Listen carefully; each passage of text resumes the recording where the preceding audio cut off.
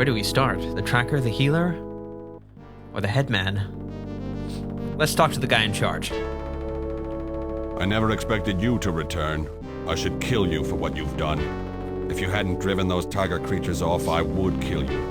Why you did that after you led them here in the first place is beyond me. Leave me now. You've done enough damage. This is the first other patron, other than Zar, that we've ever talked to. He doesn't seem to like us as much. Let's see if we can resolve this misunderstanding, shall we?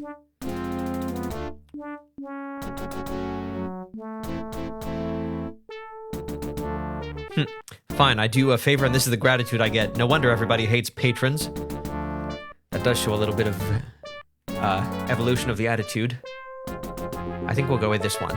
I don't know what you're talking about, but it doesn't matter. Can I help you with your wounded? We have a healer. Even if we didn't, I wouldn't let you anywhere near our wounded. Who knows what macabre designs you have on them? He really isn't very trusting, but I guess that patrons could have a lot of infighting, couldn't they? They really have to keep themselves alive, first and foremost. What are you talking about? I didn't lead the creatures here. Of course you did. Not more than 2 hours ago, you and Lord Zar passed through this village. Unwittingly, we helped you. We gave you current directions towards the center because for some reason that's where you wanted to go. You were very pleasant then. You thanked us and went on your way. So he knows us as the imposter who is impostoring, as posing as us. Shortly thereafter, you returned alone, leading a charge of the tiger creatures. During the battle, you disappeared. I don't know why I don't gut you right now. We lost more men in the skirmish than we have in a month of fighting. Now this encampment is compromised. We'll have to move as soon as we're able, and we have you to thank for it. Well, at least he's taking his time, and he's rather demure about it. Also, nice belt. And there's his heart rune, I presume.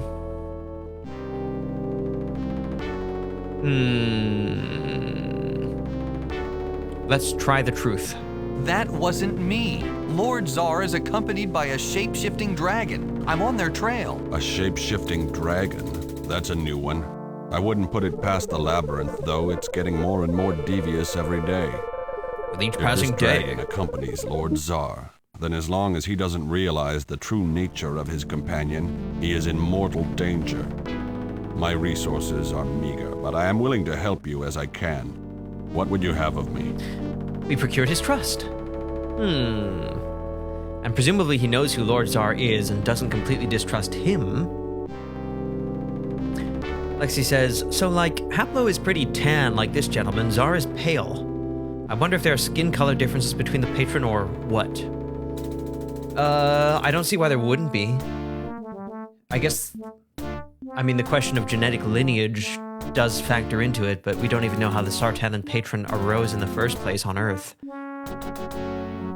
Maybe they were humans or elves or hybrids, or they have some dwarf in them too. Or maybe they evolved separately from Homo sapiens. And whoever they were, they found magic. I don't know if the book series actually does explain that. Something, a glimmer of a memory tells me that it may indeed explain it, but I'm not sure. Man, mentioning a dragon completely changed this guy's mind. And he didn't even think it was absolutely true, just possible. Yeah. Well, in any case, I'm glad we defused the situation. Oh, he sneers when he's waiting.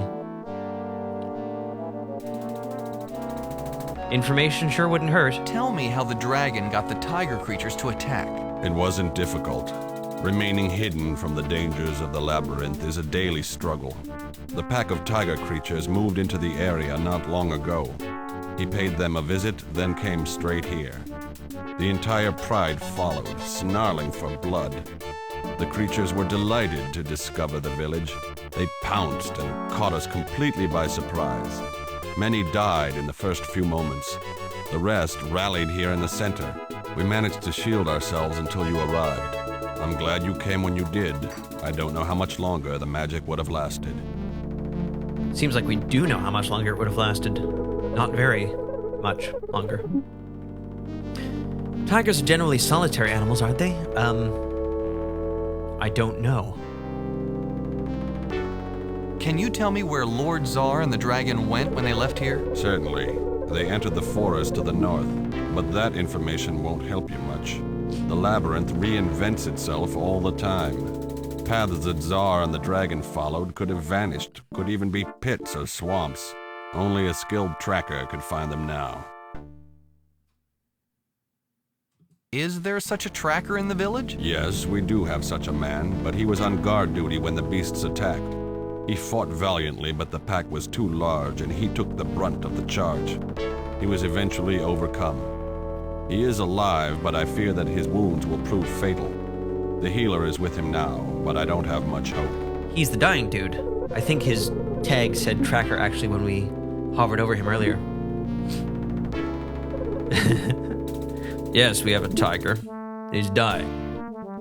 Interesting that the man part of tiger men make them social. Well, apparently, according to you, the 25% dog allows us some social life. So that shouldn't surprise you too much.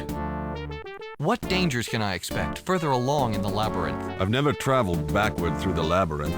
Our goal is to leave here. Even so, though every step toward the final gate presents a challenge, I doubt that the labyrinth would prevent someone from penetrating deeper into it. It's akin to walking toward the center of a spider's web. When you finally arrive, you'll have a devil of a time getting back out. You'd be doing the labyrinth's job for it. Our 25% dog is the only reason we can do this mission. So you say.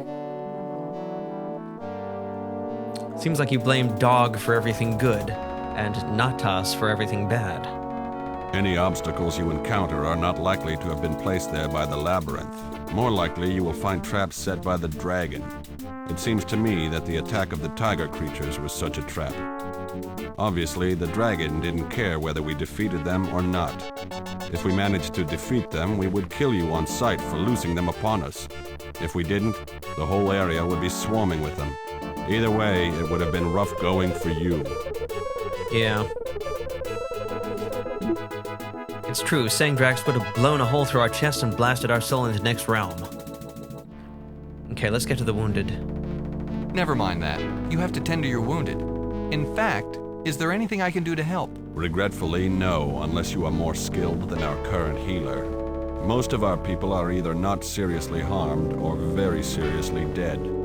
Only the man on the ground here is in critical condition. Our healer works on him now, but I think she is helpless to do anything. He is fading fast.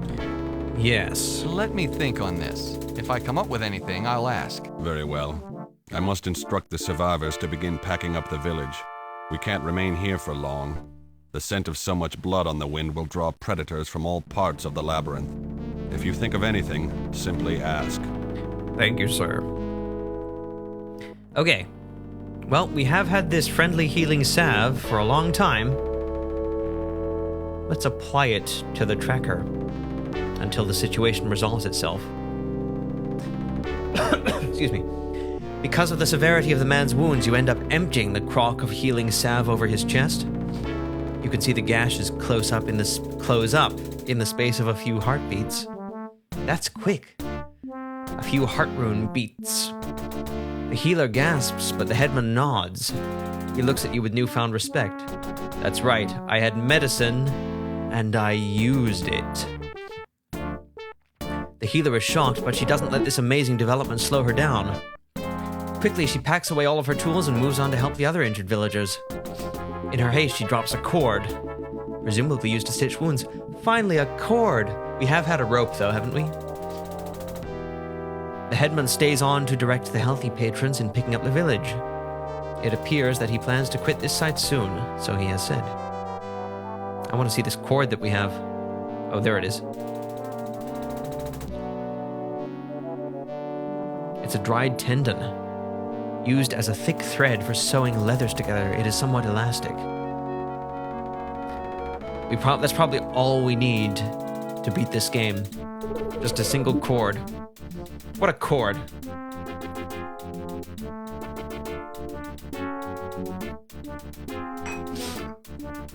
But this cord is humble and does not sing its own praises.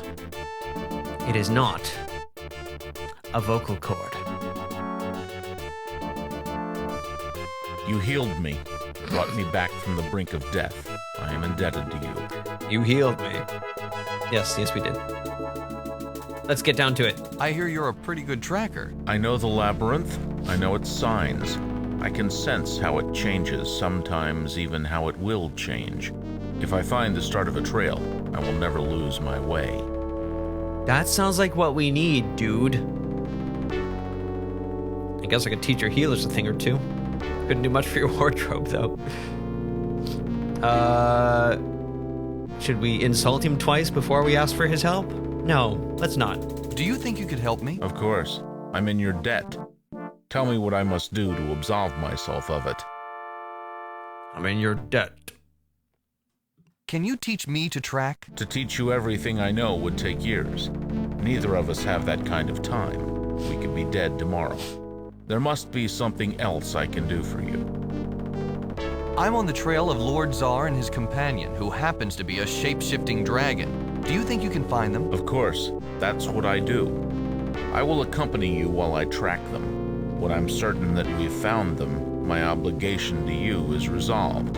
I must return to my village. We did it. We have the tracker in tow. All right, dude. Anything else? Yes, my friend. How can I help you? We as a people have been locked in this labyrinth for generations. It's a testament to how cruel this place is that our people are little more than nomadic hunter-gatherers. Possibly thousands of years? 2,000 years.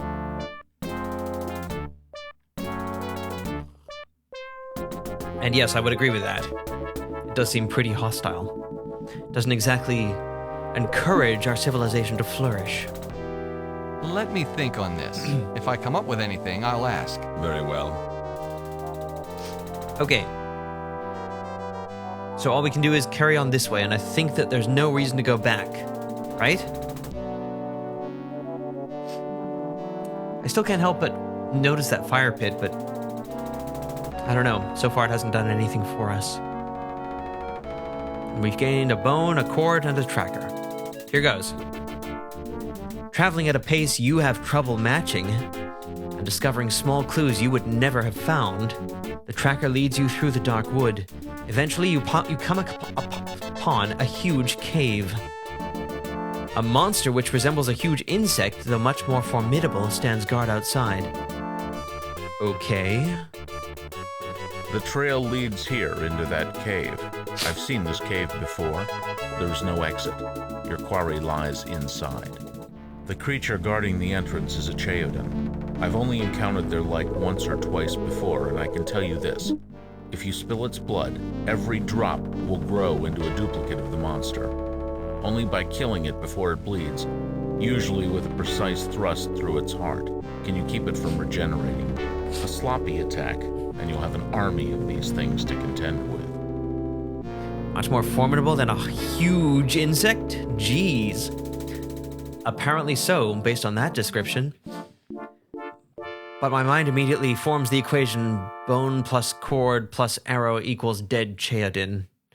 We shall see whether that's a possibility. Usually the best way to deal with this type of beast is to avoid it. I don't think you've got that luxury, though. If you're going into that cave, you'll have to go through the Chaodan. My obligation to you is over. I've led you to the end of the trail. The people of my village need my help, so I must return. Good luck. The tracker bolts into the wood. Between one moment and the next, you've lost all trace of him. You're now alone, save for the delightful company of the Chaodan, of course, and the soul of our canine companion. Hello. And the music gets a little bit sprightly. A mountain rises from the forest here. A cave leads into it. Yep. Just outside, a terrifying monster stands guard. It's a mantis. And it looks like we can go back. At least we can try to go back. I'm guessing it won't work. Oh! And the stone is starting to glow again. Okay. Bone plus cord equals bow. You tie the ends of the elastic tendon to the arched bow, and the result is a serviceable bow, however primitive. Are we ever going to use this cloth? It comes from the dwarf. Anyway. Bow plus arrow equals... Okay, hang on. Look at the bow. Put the bow on the Cheodin. Sounds perfect. You fashioned a crude bow using the leg bone of the tiger skeleton and the dried tendon. Given your normal proficiency with bows and the poor quality of the weapon, you wouldn't bet on hitting the side of a mountain with it. Okay, do we need to put the arrow? Oh, we can shoot the arrow. We don't need to combine them. Okay, let's shoot the arrow at the Cheodin, shall we? We can't target the heart or anything like that. Let's just fire it. Here goes. With amazing accuracy, far more than you would have expected from such a primitive bow, you loose the arrow at the monster. The arrow penetrates straight through its heart and the beast falls dead before a drop of its blood can fall. Unfortunately, the arrow has buried itself so deeply into the creature it can't be retrieved. Sorry, guy.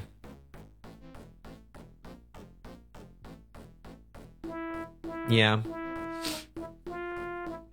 We don't even have a vice to try and yank it out with. Alright. That arrow we got from the depths of Prian. Gosh, the resources of the world sure have helped us so far. It's almost like our own mini interconnection. Yeah, sorry about that. Giant bugs just aren't our friends in this game, I guess. The swarm of bees, the Cheodin, the giant spider. We got that arrow from Widona's place. Alright, let's head into the cave then. Here we go. Actually, I want to try to go back just to see what happens. Oh, we can get back to the village. And can we go back to the cave? Cool. I guess that means we could go all the way from here to Zar's palace. Alright, in we go. You walk toward the cave, but a familiar wave of fear washes over you. The leaden weight of terror pulls you to your knees. You can't force yourself to enter the opening. Is it time for some more null water?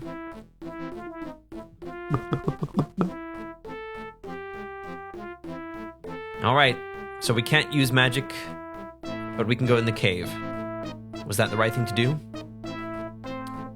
Guess we'll find out. Oh, hi, you're right there, huh? Stalagmites and stalactites. With knife-sharp edges stipple the cave. In the midst of them, Sang-Drax waits patiently for you. Hello there. You call upon the 25% of dog in your soul and you are bolstered. I thought you said it was 75%, Lexi. Or was that another typo? Is it time to crush the stone? That's about as bright as it gets. 75% physically. 25% soul. Silly. Yeah, okay. That was really my fault there. It's basic magic math. Okay, should we look at him, talk to him? Or do we just crush the stone? Let's talk to him. I've been expecting you, patron. I knew that the obstacles I placed would do no more than delay you, but they gave me enough time to find the portal to the vortex. Zar is there now, waiting for me. As soon as I take care of you, I'll return to complete my task. Swathed in darkness, the twin glowing orbs narrow. A deep, familiar voice booms from the back of the cave. Sang-Drax doesn't give you a chance to break into his speech. He seems to have a lot of gloating to get to. Well, I can't imagine why you've persisted in following me. After I spared your life, you should have cowered in the nearest corner, praying that you would never see me again. Instead, you continue to race towards your doom. Well, it would be rude to disappoint you. Zifnab's stone is unremarkable in shape. Its green glow... Oh, and the possessive its. Ah! That's the main failing of this game. So much is strong about it. The one weakness is that it has a few more typos than are encouraging. It's fairly blinding, and it is so painful to touch that it's all you could do to keep from dropping it. I'd say it's crushing time, buckos. You press on the stone and it collapses in the palm of your hand like a wad of paper. The green glow explodes around you, blinding you. When the spinning colors fade, you see that somehow the stone has summoned Zifnab, mounted atop his dragon. You're so stunned by the sight that you drop the bottle you carry to the cave floor where it shatters. Just that one thing, huh? Guess no more null water for us. Sang-Drax hisses with anger and disbelief. His fury takes control, and lightning quick he lashes out at the pair. He tries to bury his fangs into the neck of the new dragon to inject his deadly venom into its body. But Zifnab's dragon is too fast. He rakes a claw against Sang-Drax's face and forces him back into the cave wall. The impact shakes the cave and stuns Sang-Drax. The good dragon takes the opportunity to place Zifnab out of harm's way. But Sang-Drax springs up and pounces while the other dragon's back is turned. His back claws rip through the thin membrane covering the good dragon's wings. When the good dragon finally forces Sang-Drax away, he is left with strips of loose flesh hanging from the bones that once supported his glorious wings. He retreats from Sang-Drax, dragging his wings and leaving a trail of blood behind him. Sang-Drax laughs and positions himself for the death blow. Sang-Drax leaps, but Zifnab's dragon dives beneath the attack, less wounded than he appeared to be. He sinks his teeth into Sang-Drax's exposed underbelly and tears a sizable chunk of flesh from his chest. Sang-Drax screams and races away from the fight, towards the back of the cave. He sinks into the darkness until all you see are the two red glowing eyes. You haven't beaten me. When I've led Zar to the vortex, he'll reform the world and this place will be no more. I don't think you'll survive. But if somehow you do, we'll meet again, and then I'll have my revenge. The red eyes wink out and Sang-Drax is gone. I don't think Zifnab's dragon does have a name. Hello, guys. Oh, look at you. You really put your all into it, huh? Dragon isn't very talkative. Zifnab communicates enough for both of them. And I was just getting into the shower. You call it the most inopportune times, Haplo. You've a knack for getting into trouble, my boy, and this is a doozy. My. Face to face with the embodiment of evil. You've had a full day. And look what happened to my dragon. I'm afraid this is going to have to come out of your security deposit. Sorry about that. That's all the rock did? Summon you here? What did you expect it to do? Wasn't that enough? I think that I did a mite better than you would have in this fight. Well, I did have a little help. Nonetheless, we saved your bacon, and I think we deserve a little gratitude. I had a feeling we'd see this fellow again. My thanks, Zifnab. I appreciate your help. Of course you do. It's always nice to have the side of good rescue you from certain death. Every time it happens to me, I get goosebumps. There's nothing better, I tell you. Except maybe a really good pastrami sandwich with extra mayo. He's not very worried about the friend who was wounded protecting him. Yes. Why did you let Sang-Drax escape? I didn't see you there slugging it out with Sang-Drax. I think my dragon did an admirable job in driving him off. Sang-Drax is weak and desperate. He'll be much more likely to make a mistake now. That's one way of reasoning somebody's survival instinct, especially the survival instinct of the face of ultimate evil. Where did the evil dragon go? He slipped out the portal. You see, thousands of years ago, Sama hid the magic portal to the vortex in the Labyrinth, here in this cave to be exact. He figured that it would be the safest place to do so. No one would come back into the Labyrinth to find it. Yep, we know that. Have we actually reached the center in just such a short time? The portal leads directly to the outskirts of the vortex. We must assume that Sang-Drax has already escorted Zar there. In fact, they'll probably go directly to the floating island. Very soon, Zar will begin the Reformation unless we stop him. Is your dragon all right? He doesn't look good. Sang-Drax did quite a job on his wings. He got his comeuppance, though. Did you see those wounds on his face and chest? Those will smart for a few hundred years, mark my words. He won't even be able to change form to heal them. When you get wounds like that, they stay for dinner. Oh, he can't shapeshift anymore. That's good. We gotta try this. I could have taken that dragon. Well, you may get your chance. Remember, Sang-Drax is still on the loose, and my dragon doesn't look like he'd survive another direct confrontation. It may be up to you after all. I'm glad you have so much confidence. I'd be willing to take odds if you'd like to wager on your success. I'll give you, let's see, 300 to 1. Sound fair? What do we do now? Well, that's simple. We go after him. We have to stop him before he leads Tsar to the center of the vortex. They have all of the seal pieces which you were so kind as to supply, so nothing stands in the way of the Reformation. Whenever you're ready, I'll take us through the portal to the vortex.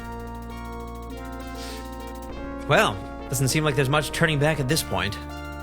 And apparently Tsar does have all the seal pieces, including Chalestra's.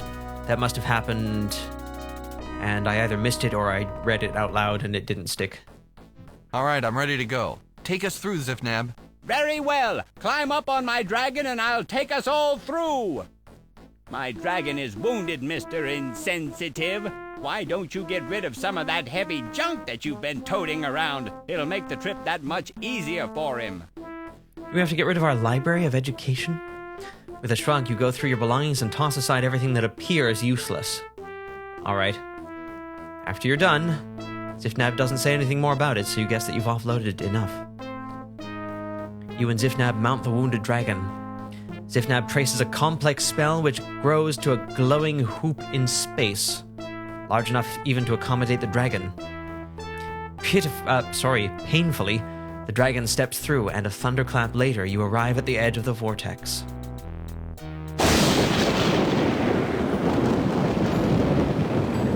This ledge looks over the swirling vortex. Somewhere in the mist, an island floats above the center. There it is. It's quite recognizable. Zifnab is looking a little pale. Maybe it's just that this area's palette doesn't match his face so well. And the dragon is sort of curled around him. And he's petting the large island. The paths are chunks of rock that are suspended over the vortex. Some float close enough to permit jumping between them. There doesn't appear to be much logic to their placement. They do look fairly path-like. What's this then? A platform shaped like the complete world seal sits on the ledge. Well, we still have our pendant from Edmund. We could transfer it to it.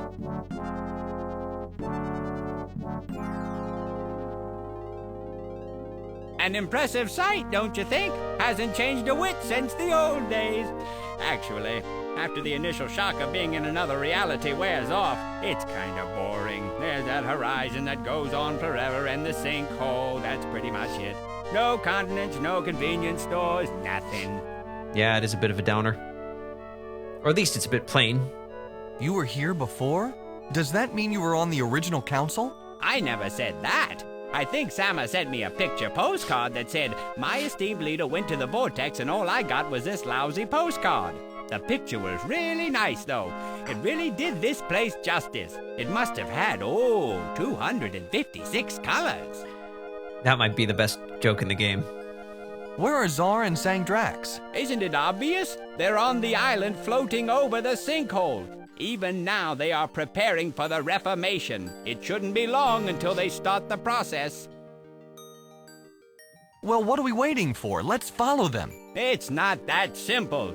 They had all of the seal pieces, so they were able to use the magic platform. That's how the council members transported themselves over in the first place. The world seal, or in this case all of the pieces, are set upon the platform. It automatically takes anyone standing there over to the island. Since we don't have the seal pieces, we can't follow them.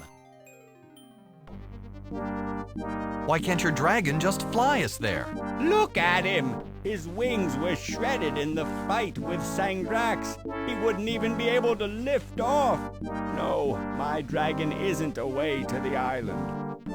What about those stone things that kind of look like paths? They reach almost all the way to the island. Can we follow them? Very good, Haplo. You're very quick.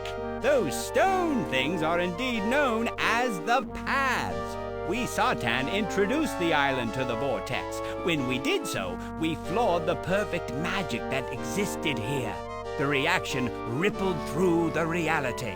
Other flaws began to appear. They manifested themselves as the paths. The paths are made of wild magic, chaotic magic. They are unpredictable. They are even dangerous, but they are the only way to the island left to us. You can use them, but you must be aware of a few things. First, you must travel alone. I cannot go with you. Never has a journey succeeded when there was more than one participant. Second, the wild magic may manifest in other strange ways while you walk the paths. I can't tell you what you might experience. It's different for every traveler. Simply beware and be careful. That's Waylith, and Sema only has one M, by the way. Right, Zifnab, you said that. He's not very worried about the friend who was wounded protecting him. It could be... Maybe he's only telling us his real name.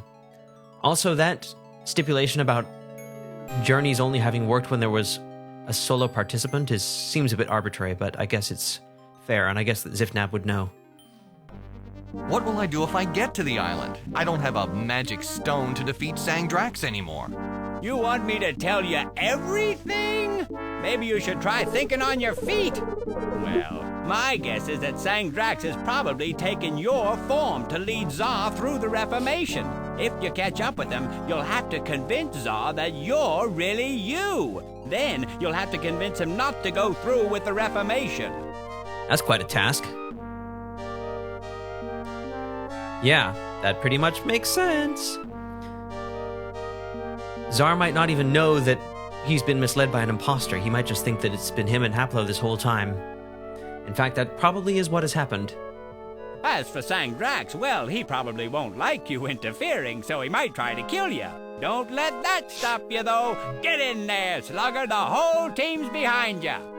Way behind you. I'd better get to work. Time is running out. That's true. You'd better get going. I wish I had some popcorn. This is gonna be some show. Lexi says, first of all, you said because Waylith wasn't on the council. That could be. Maybe Zifnab is Waylith. What a great hypothesis. I don't think we have enough information to confirm it, but it sounds plausible. I thought Sang-Drax couldn't transform, so is he still us? I'm guessing that, Sang-Drax had to come back to intercept us, so he must have helped Zar get to the floating platform and then left somehow. And Zar is still none the wiser. That's what I'm assuming happened. So I don't guess that this is going to work, but we have to try. It is so nice, by the way, to be able to select text at full speed. Let's try transferring the runes onto the platform. The platform hasn't been magically prepared to receive the rune from the pendant, right? You have to have magical preparation. Okay. So Zar just stuck the seal pieces here and went there. We're gonna have to hop across the paths. Too bad we don't have more healing salve for the dragon, huh? We didn't ditch the books. Interesting. Maybe because the books are useful. You are on one of the magic paths. A stone arch looms ahead. Beyond it stands someone who looks exactly like you.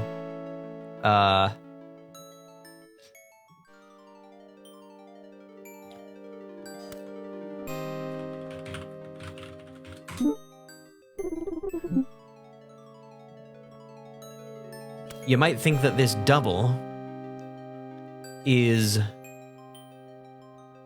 Sang-Drax. But that can't be.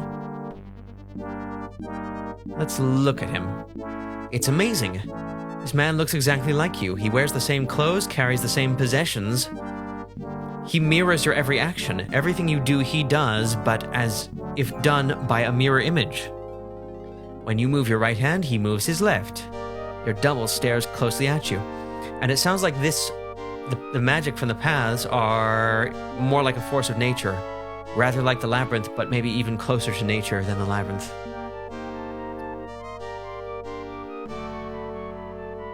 The other Haplo simply repeats everything you say at the same time you say it. Actually, it's pretty annoying. Hey! Alright, fine. Well, immediately there's one idea that I have, but it's going to take a little bit of introspection. This isn't going to work. Partially because if we cast this magic, and I'm assuming that we are no longer nullified from the null water earlier. If we do this, we will kill ourselves. And if Mirror Haplo mirrors everything we do, he won't kill himself. But if there happens to be a spell that is in our repertoire, which is the exact horizontal flip of this, then the opposite should happen if we cast it, should it not? So I'm at least curious to see whether we have something that looks like a duck facing left with a fin on top, wings flapping downwards, and a tail at the back. I haven't paid enough attention to our other spells to know whether we do, but this would be a good time to check. It's not Resurrection, it's not Unravel Illusion. Is it Hunger? I remember some of the spells well enough. The duck who carries the world, obviously. And it's not Ward and Possession.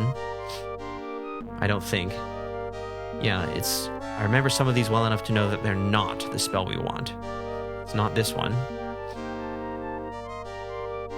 I don't think it's Motion. Motion looks really simple to my memory. Yeah. It's the Motion Beak.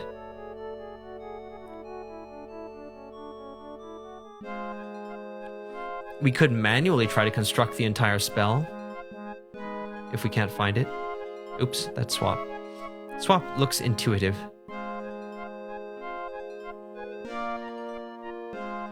Most of the earlier spells are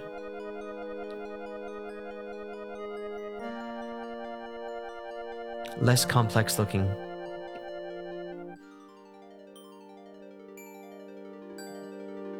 And it's not heat or cold, they only take 2, and identify only takes 1. Let me just make sure it's not ward or possession. No, it's not. So let's look at self-immolation again. If this is even going to have a chance at working, then we need to have... I presume we need to have runes which are flips of these. This one is a horizontal image of itself, as is this one, so that's fine. Oh, and this one, and this one are all horizontally flippable. So all we need to do is use these in a different order. Isn't that true? Okay. So a V, then a duck head, then the world, and then this thing. A V, then the duck head. Where's our world? That's not it. There it is. And it's this, isn't it? Is that right? I think that's it. It doesn't glow. What happens if we try to cast it? It works. You cast the nonsense spell into the air. Of course, this spell does nothing but you double cast the spell's mirror image. This does happen to be a real spell. In fact, the spell that he casts is self-immolation. It dives into his body and burns it to ashes. His clothes and possession fall to the ground. He had a short life as an obstacle. He was handsome, but I guess that's all for him. The ashy remains of your double sit inside the pile of clothes and possessions.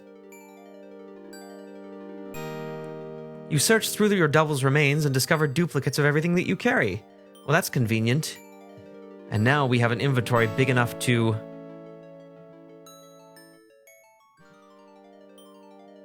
not weigh down the dragon. We don't need to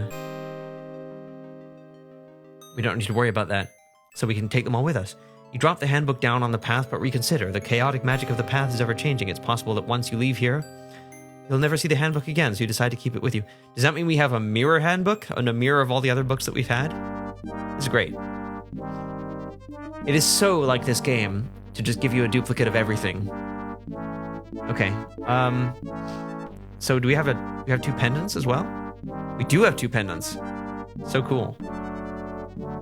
All right, let's go then. Grayish-green, slimy tentacles snake out from somewhere below the path. They twitch and reach out for you. Well, we've had choke vines, but we haven't had true tentacles in this game. What do we do about them? Do we go on? A tentacle whips out from under the path, wraps around your leg and tugs at it. You feel you might be able to pull away, but if you move forward, you'll enter a whole nest of them. Okay, let's pull away. Let's talk to the ashy remains. You talk to yourself literally, since the other you isn't talking back. Right. We can't take the clothes, it looks like. Okay. Well...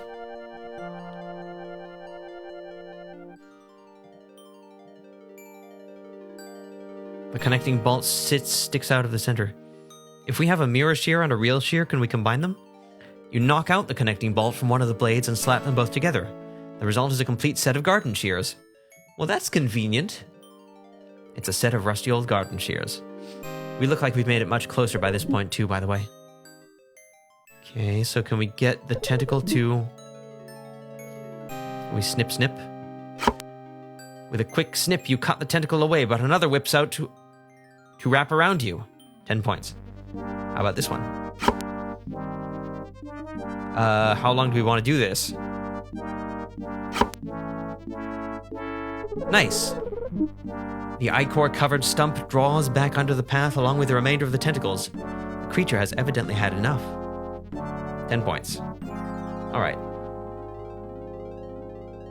I think we'll also throw down another save here, even though this will be the first save that is retained since reaching the Labyrinth last.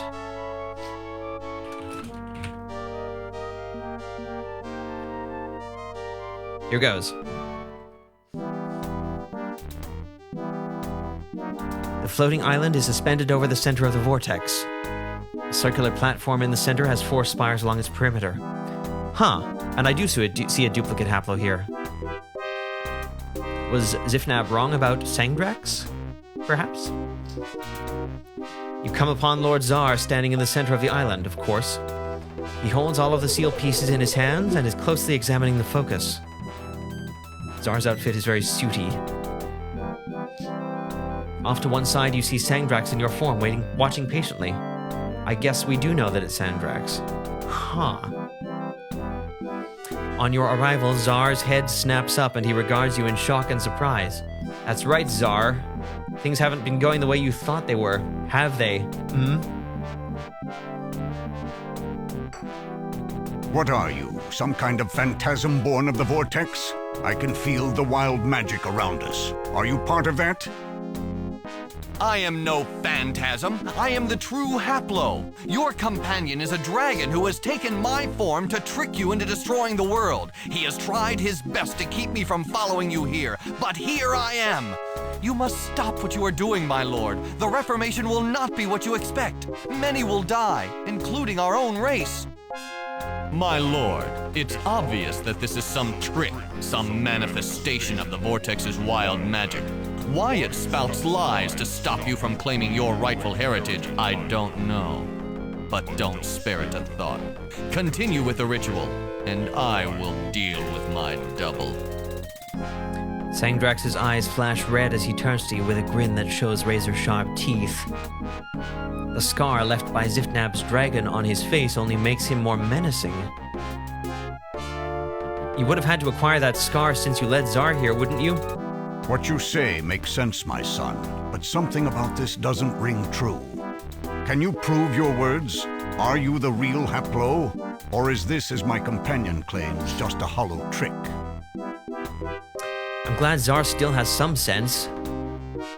He is ambitious, and he may be rather Machiavellian, but he is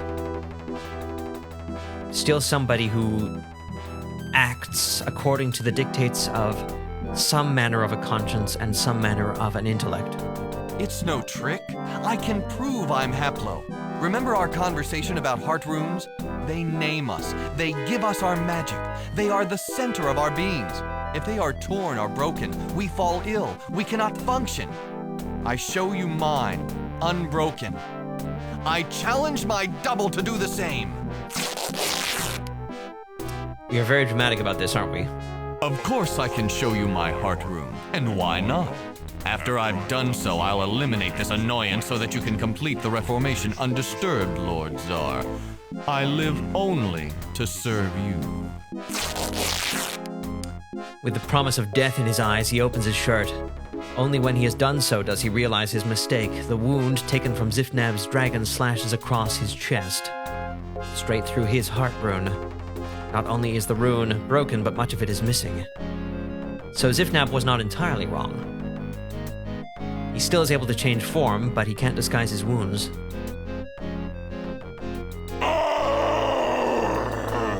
So much for subterfuge. I prefer to be direct anyway. My lord, you will complete the reformation. If you do not, I will kill you. It's your choice. Here we are. The inner platform has 4 spires along its perimeter. Runes are carved into the floor, and floating above them is the focus. Very well, Dragon. I will continue the reformation, but only because it suits my purposes as well. Tsar stares at Sang-Drax as if seeing him for the first time. He stands for a long moment and considers, then finally speaks. Excellent. Get on with it then. Tsar takes a moment to ponder his options, then carries the fire seal piece to its spire counterpart. Quickly, he slides the piece onto the monolith's face. That very second, the entire island, outside of the protective circle where you stand, erupts in flame. A storm of fire swirls and batters the ground. Sang-Drax, caught in the sudden maelstrom, screams in agony. You quickly lose sight of him behind the curtain of flame. That should take care of our friend, eh? Tell me what's happening here, Haplo. Quickly, if you don't mind. It seems that I have been misinformed. The Reformation is not what I wished it to be. I must change my plans. You explain everything to your lord, skipping nothing but telling your story as swiftly as possible, Tsar considers. This is the first time we've had the opportunity to talk to him since meeting with Sama.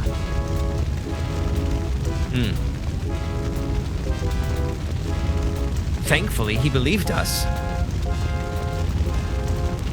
I guess that means our goal of averting the Reformation, at least, has been exacted. We will bring about the interconnection. The worlds cannot survive without it. But the Sartan's strength is severely depleted. It is as nothing compared to ours. After we have connected the realms, we shall invade them, wipe them clean of the Sartan influence, and take our rightful place as rulers. So Tsar is on board with the interconnection.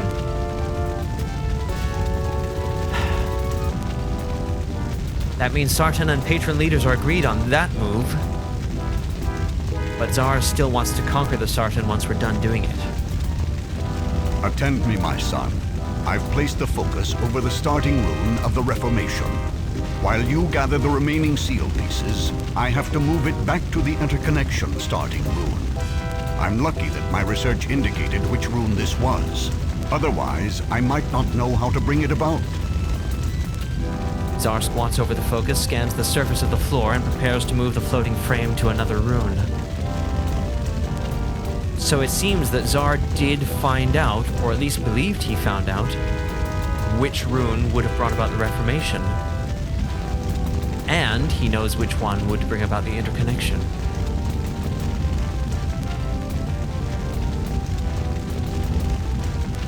Suddenly, Sang-Drax's head bursts from the curtain of flame.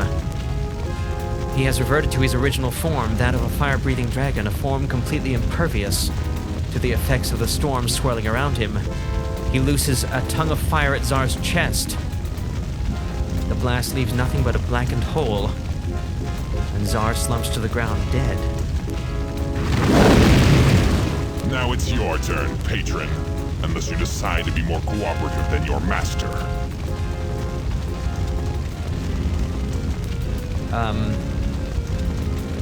Not good.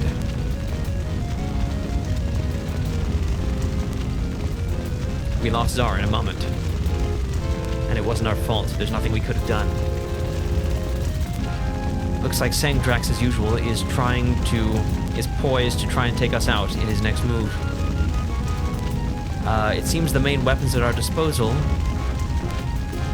at least for this moment, are the spires. And we do have access to the focus, but if we're going to use that, we need to know what we're doing. We can't really freeze him. We have air, earth, and water. But we could throw a deluge of water at this fire-breathing dragon. I'd say that's what we should do.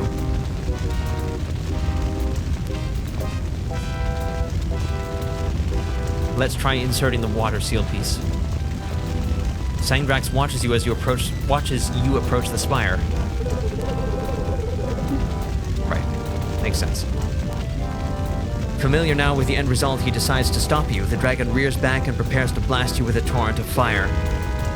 You leap forward and press the seal piece into the indentation. It crackles and affixes itself to the spire. The firestorm surrounding the protective circle is replaced by a deluge of water. The dragon chokes back his attack with a comic gurgle and disappears behind sheets of rain. Whew, that's good. Don't know if we took care of him, but we're going to have to insert the other two pieces. Air or earth? Let's go for air next, because then we can pound him with rocks if he comes back again. You press the seal piece into the spire's indentation.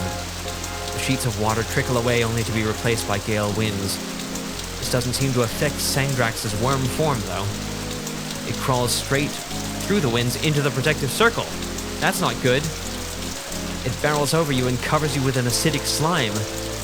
This burns through your skin, but before killing you, the slug absorbs your body through its outer membrane and into its stomach. It keeps you alive a good long time while digesting you. I guess that was wrong. My logic failed me. I thought we should save the stone for later, but I guess we should pummel him right away.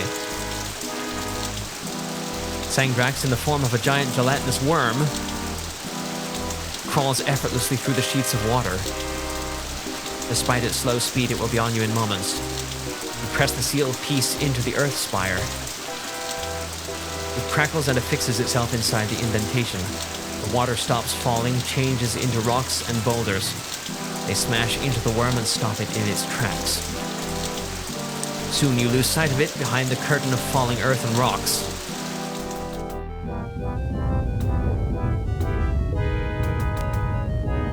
Well, maybe that was right and we did away with it.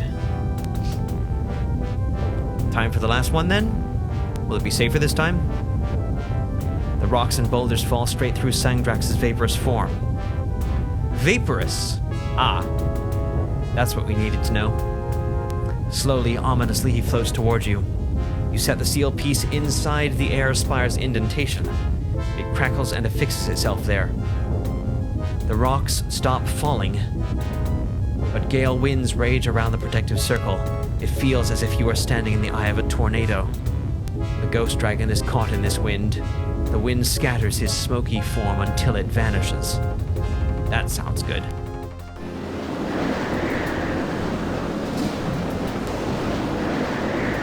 We can look down. I guess that's looking at the focus. But now what do we do?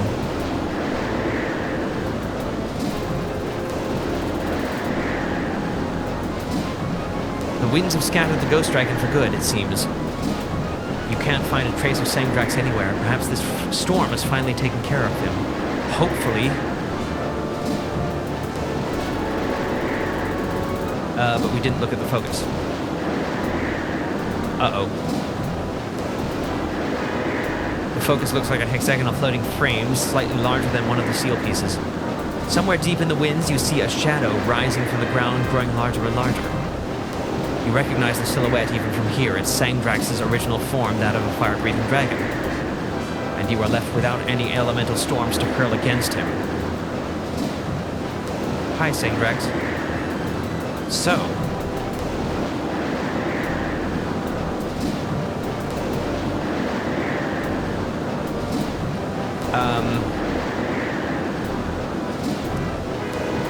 we are pretty much out of weapons and out of spells. We can move the focus because that was an option. The goal here is seemingly to do what we can to bring about the interconnection. That means that we need to bank on the instincts we discussed earlier and piece it together. My guess, if I had to guess, would be that it's the one that was neighboring Sama and who the book said was closest. I think that would be Orpheus, or the one that started with O.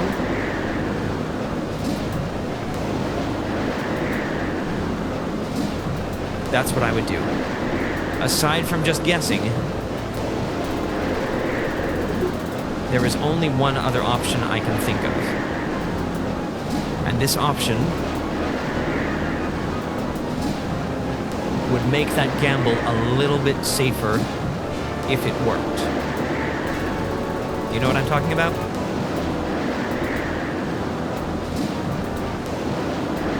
It's an option I think we might never even consider at any other juncture. But considering the paramount importance of this particular juncture, it might be justified.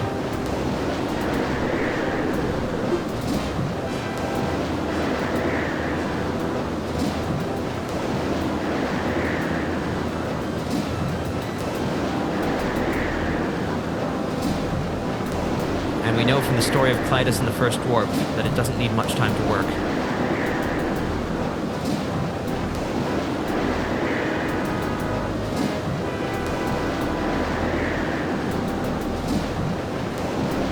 It looks like we have the option. I say we do it.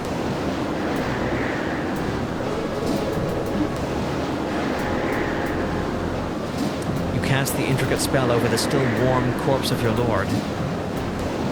You sense a rushing of air, and suddenly you see Zar's spirit pulled into his body like water down a drain.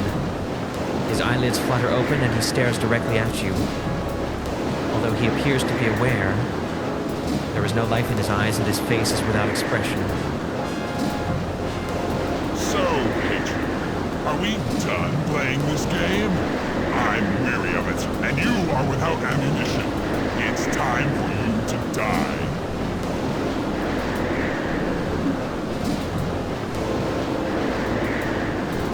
I'm honestly not sure if we have enough time to take the steps we need to take before we're broiled. But there's only one way to find out.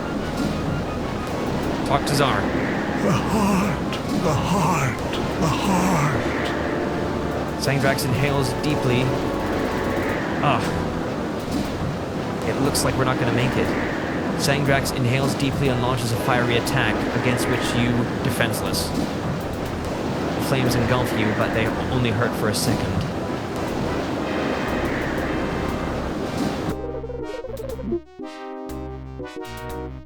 So we didn't have enough time, but we got the clue from Zar, the devil of the heart. Maybe it has something to do with the huge hole in his chest. Well, we can undo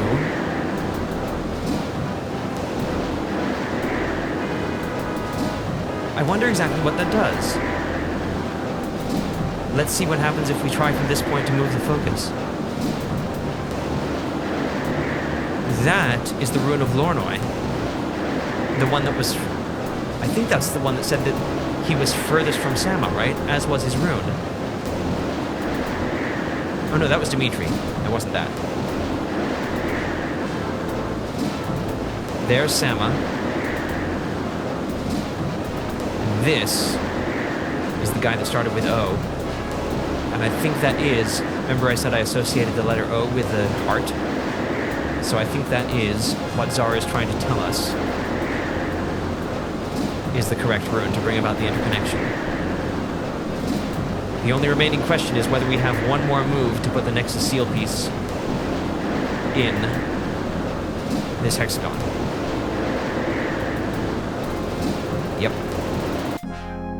So I guess this is rather cruel, but considering this game has been pretty reasonable, I'd say it maybe is, appreciable or acceptable that it's forcing us to be pretty much perfect at this point. Oh, I'm gonna have to restart the game to preload the save that we just made on the way to the floating island.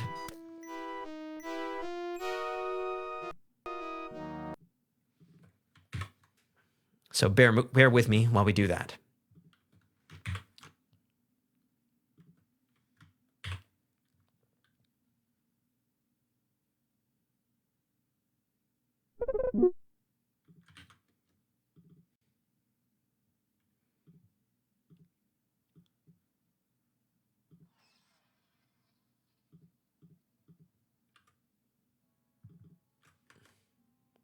Skip through the opening.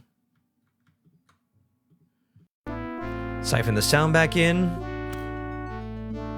The paths. Whew. That's part of the hacking that I originally mentioned I did to even get this working in the first place. Okay, we saved right before we got to the floating island, thankfully. Okay, we'll skip through some of this. What are you, some kind of phantasm born of the vortex? I am no phantasm. I am the true Haplo. My lord, it's obvious that this is some trick. What you say makes sense, my son, but something about this doesn't ring true. It's no trick. I can prove I'm Haplo. Of course I can show you my heart room. And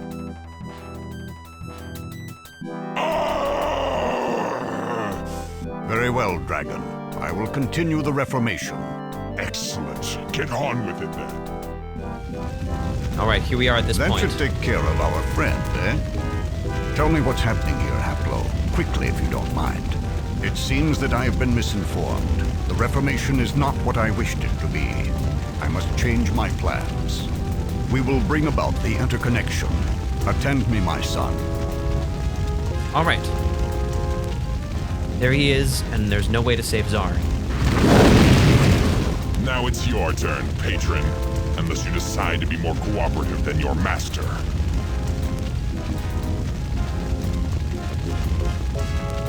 Okay, there's only one order here. Water.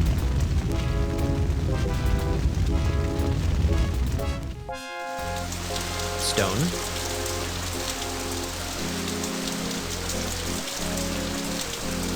It's the stone seal piece, but it's the earth spire.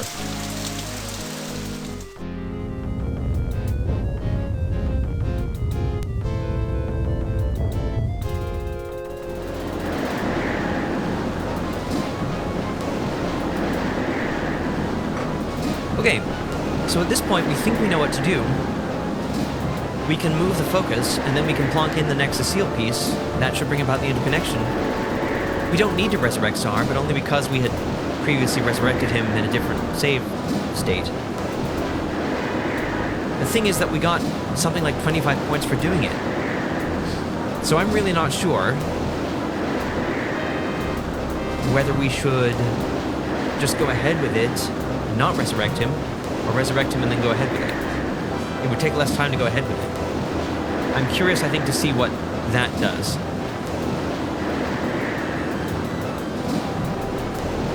So from here, and we're still not actually certain, not 100% certain that this will work, but we think it is now a pretty educated guess.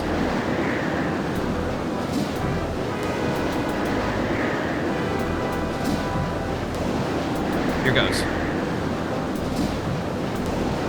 150 points.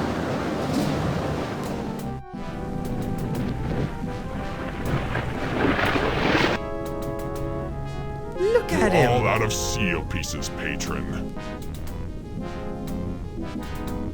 Look at us. This is quite the cinematic. I've got one more, dragon.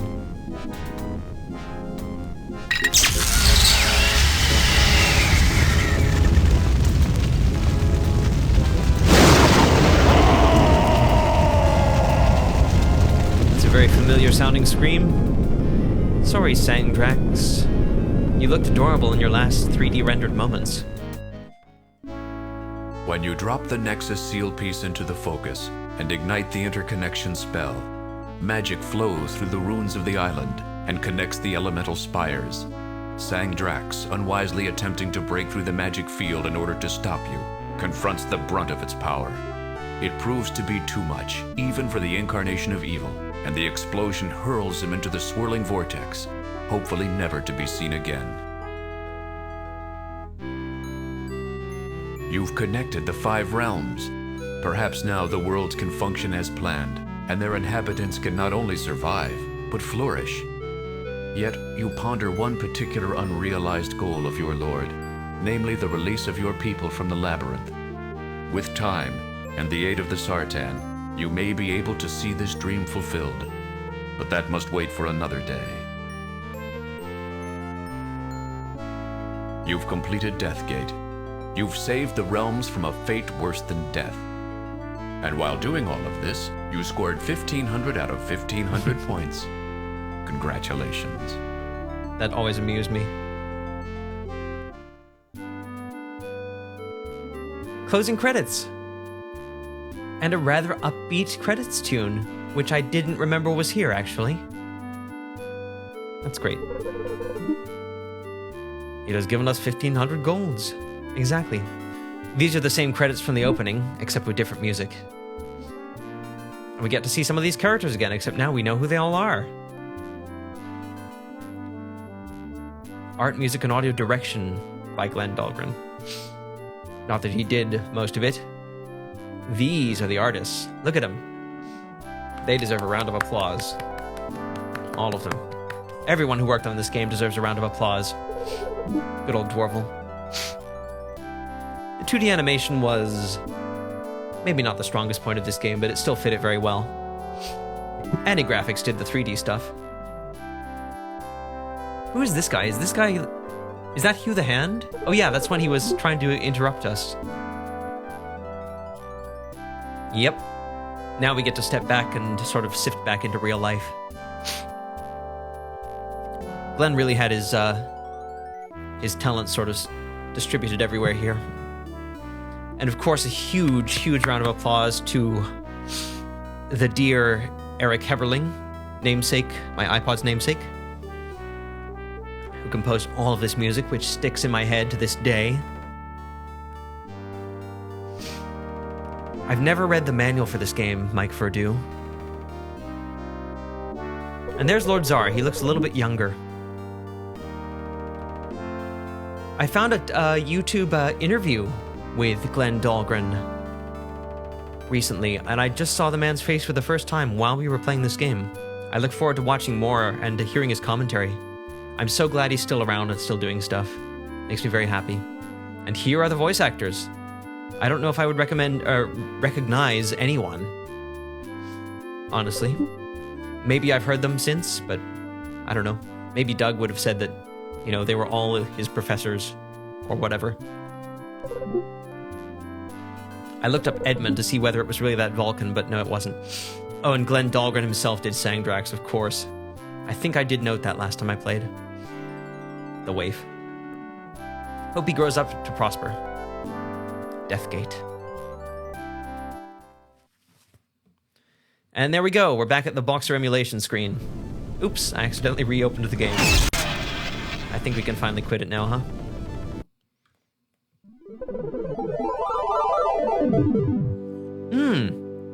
He has a Deathgate blog specifically? That's pretty cool. Let me throw it open. The Mysterium. Glenn Dahlgren's musings about game design and authorship. And an entry on Deathgate. That's cool. I've never read it.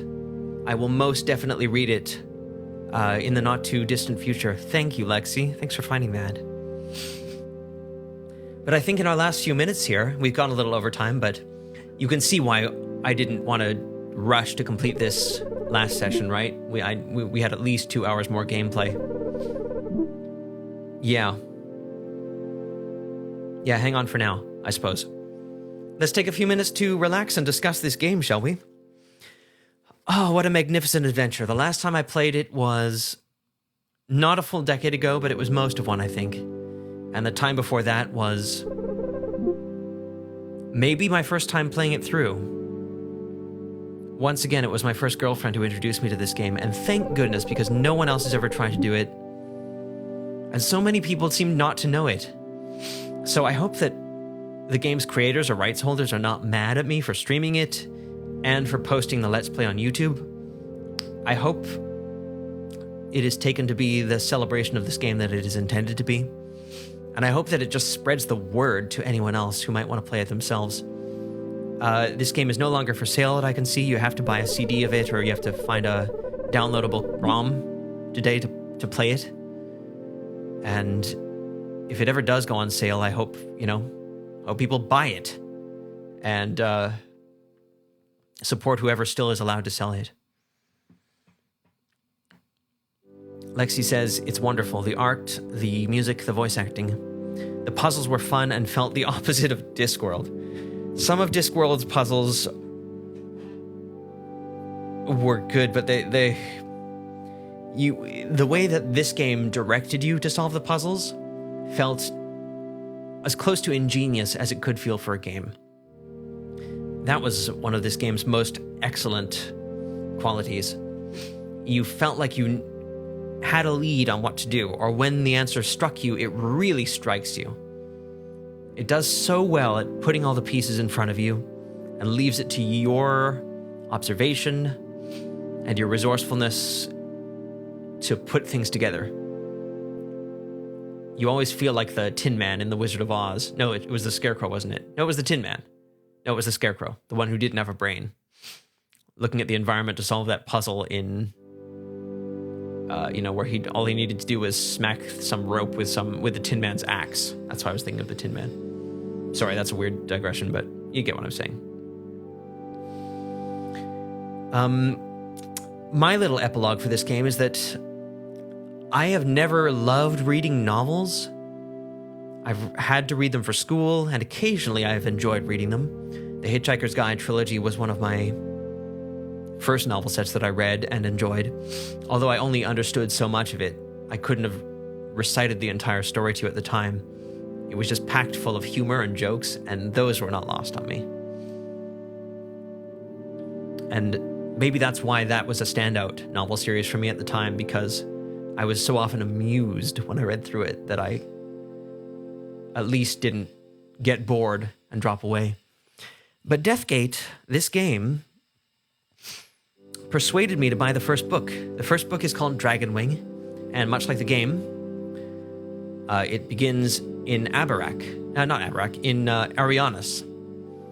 And I was going to college at this time, a couple of years after I played the game, and I have to walk every morning for a while.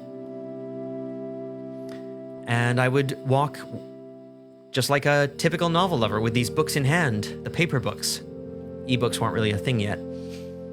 And I would have my nose in them, reading a little more every morning while I walked outdoors on the way to the bus. And I'd read all the way through this novel series. Again, I loved it because, and I will stress this, because of a video game. It was a video game that made me that stoked my love for reading in this way.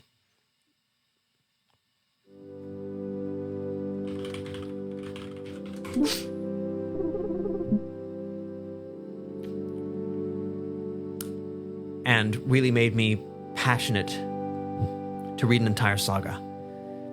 My reading skills were fine, but it was my interest in tapping in and meeting the characters that I knew from the game in the books. Seeing that Hugh the Hand has a much broader story arc. Seeing that Haplo had a dog right from the beginning. And I happen to remember there was a third character whose name was either Albert or Alfred. I think it was Alfred. I have a mental picture of this character. He was tall, lanky, unsure of himself. I think he was a Sartan, a magic user, who Haplo befriends and had a very large comical mustache, and he had to kind of get his confidence back. And he mainly played I think he came to his greatest significance in Abarak because he knew as a Sartan that the resurrection spell should never be used, and he was horrified to come to Abarak and find that their entire civilization was based on using it. Lexi says, thank you so much for sharing this on your stream. I don't know if you mean this current story or the game itself.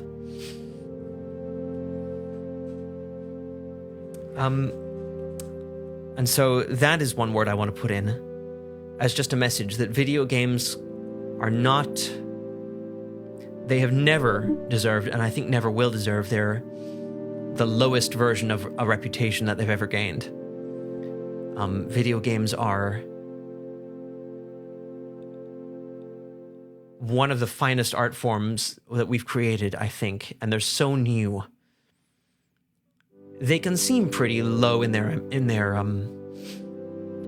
aspirations, in the grandeur, in what they hope to achieve in terms of significance. Some video games like shoot 'em ups are just ways to pass time. Some are just chess imposed onto a game, you know. Some are just rather stupid. But they're all fun, and all forms of fun, you know, engage the mind. And some of them,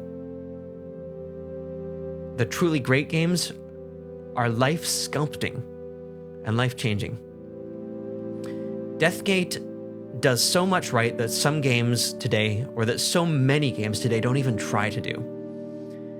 They don't try to have a cohesive story that you can nitpick. They would never dream of giving you your entire inventory mirrored just because they could. Just because there is more integrity in that move than not to. They don't ask the player to say, you know, oh, they could have done that, but that would have been too much work, you know, that kind of a thing. They're true to themselves. This game is truly literary. It teaches you that you can expect from it what you would expect from a great book or a great movie or a great text of history. It takes itself so seriously, and yet it is not without humor. It is accessible to children, but meaningful to adults, dealing with truly profound and prominent and relevant themes. It makes you think about what would happen if the world had actually been split up into many pieces, and different races had vied for power and took themselves seriously as well, had great intentions, but turned out all to be more flawed than they supposed.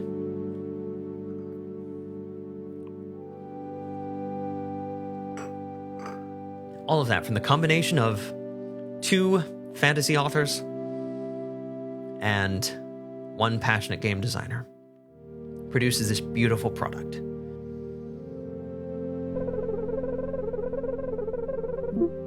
I like that it isn't black and white, good and evil. Yeah. If anything, there is real good and evil in the dragons, right? The dragons are, but not the people, right? And that even plays even more into it. You can tell that there's shades of gray, even though they really seem like they could be pretty close to white or pretty close to black. You can see the absolute white and black with which to contrast them. That's it. And that's really all I have to say, I think, about Deathgate. And it's now time for me to put this game away until the next time I play it through, which might be soon, might be many years from now, and it might never be. I think I would be happy knowing that other people were going to play it through. We didn't scour every single last bit of data in this game.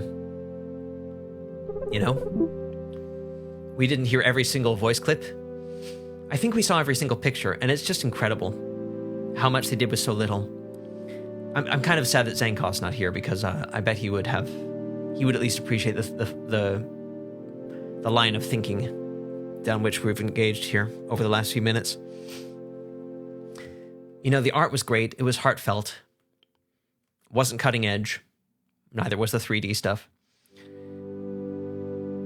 But the art in this game amounts to only a few dozen, maybe 5 or 6 or 7 dozen pictures and a few moving elements, you know?